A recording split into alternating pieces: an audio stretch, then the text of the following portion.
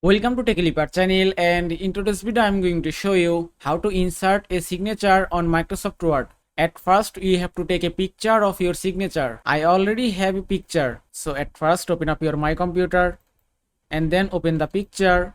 Here it is.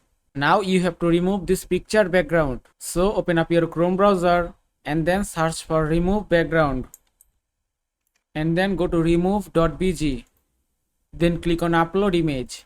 Then double click on your signature image and give it a moment, and now you can see the background has been removed successfully. Then just click on download.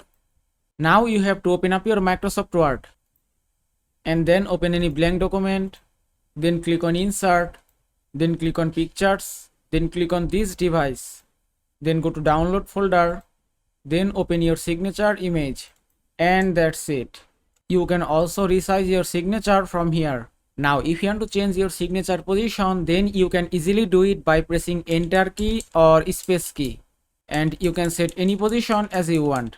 And that is how you can insert signature on Microsoft Word. I hope this video was helpful. If it was, please give it a thumbs up and don't forget to subscribe.